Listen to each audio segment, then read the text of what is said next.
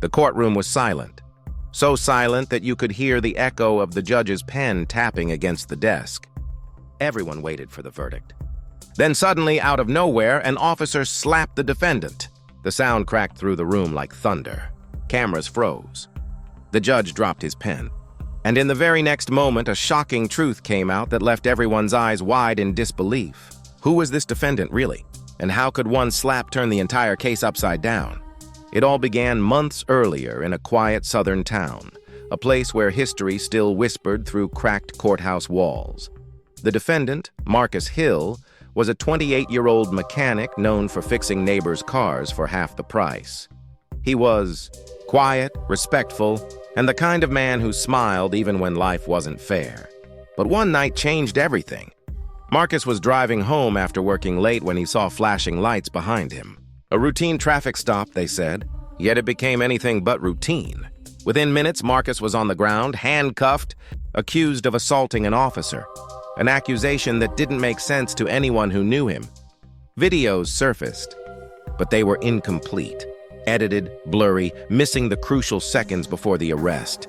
Social media exploded with outrage, but the department stood firm. "We followed procedure," they said. Now, months later, Marcus sat in court, facing years in prison for something he swore he didn't do. On one side sat his mother, her hands trembling in prayer. On the other side, a row of officers in uniform filled the benches, watching closely. Among them stood Officer Daniels, the man Marcus allegedly attacked. He had a reputation, strict, proud, and known for keeping order in his own way. As the judge entered, a heavy air filled the room. This wasn't just a trial about Marcus anymore. It was about truth, power, and the weight of a system that too often spoke in only one color. The prosecutor painted Marcus as aggressive, claiming he resisted arrest. But Marcus's attorney, a young black public defender named Angela Rivers, wasn't having it. She presented evidence that the body cam footage had been tampered with, citing time gaps and mismatched audio. Still, each time she pushed, the prosecution objected, and the judge, cautious under pressure, sustained most objections. Then came Officer Daniels' testimony. Calm, rehearsed, his words sounded too smooth, too perfect. He described Marcus as uncooperative and threatening, saying he had no choice but to use force. Marcus sat there silently, staring at the floor. He had been warned. Don't show anger, don't speak out, don't even sigh. Because in that courtroom, every breath would be judged. Angela cross-examined Daniels, asking why the body cam turned off for exactly 47 seconds, the same 47 seconds where Marcus allegedly attacked. Daniels shrugged. "Battery died," he said. The jury exchanged uneasy glances. As the days went on, the tension built. Outside, protesters gathered, holding signs that read, "Justice for Marcus" and "We see you." Inside, the walls felt like they were closing in.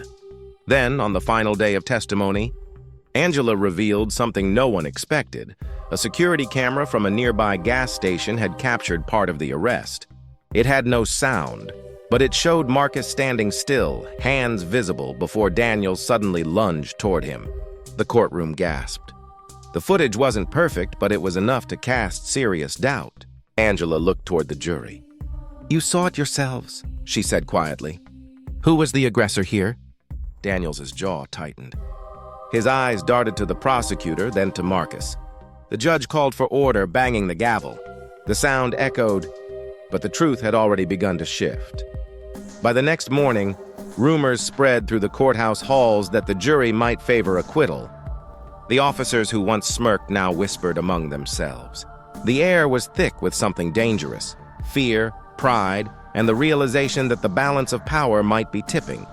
Outside the courthouse, crowds swelled. Protesters held signs, chanted for justice, and demanded change.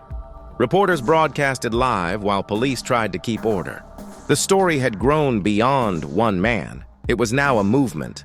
And that's when it happened, the moment that would be replayed across every screen in America. As the jury entered with their decision, the room was silent. Marcus sat still, eyes forward. The judge asked for the verdict. "Not guilty," the foreperson said. For a split second, time froze. Then Marcus's mother broke down in tears. The audience gasped. Some clapped quietly before being silenced. But across the room, Officer Daniels's face twisted, something boiling beneath the surface. He had spent years being untouchable, respected, feared. And now, in front of cameras, reporters, and his own department, the man he'd accused had just been set free. As Marcus turned toward his mother, Daniels suddenly stepped forward. His hand swung fast and hard, slapping Marcus across the face. The sound cracked like lightning. Gasps filled the courtroom. A deputy lunged forward to restrain him. The judge stood, shouting for order. Cameras flashed. The scene turned chaotic. And then, seconds later, the door at the back of the courtroom opened.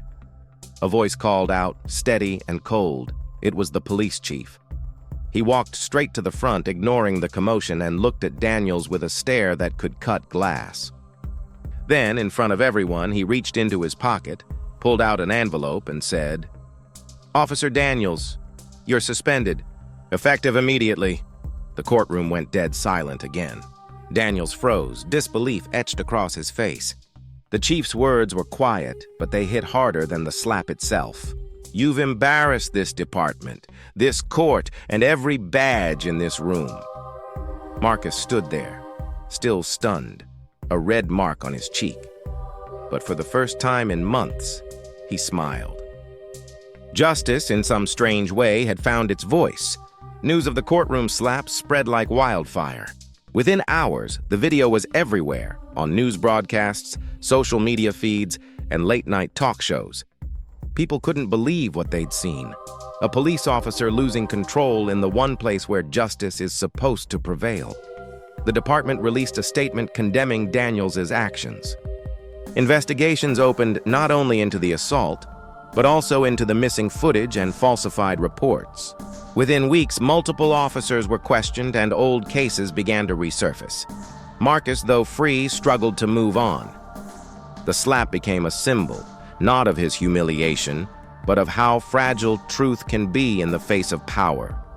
Yet it also sparked something bigger, a national conversation about accountability, reform, and respect within the justice system. Angela received letters from strangers thanking her for fighting a battle that wasn't just Marcus's. It was everyone's. Protesters turned their anger into advocacy, pushing for new policies that required independent monitoring of all arrests. Months later, Marcus stood outside the same courthouse, now as a free man. He looked up at the building that had once caged him with fear and whispered, "You didn't break me." And somewhere deep down, he knew that every person who had watched that moment, the slap, the silence, the justice that followed, would never forget it. Because sometimes, it only takes one shocking moment to reveal what's been hidden all along. And so the question lingers, if truth can be silenced by power, who will have the courage to speak when it matters most?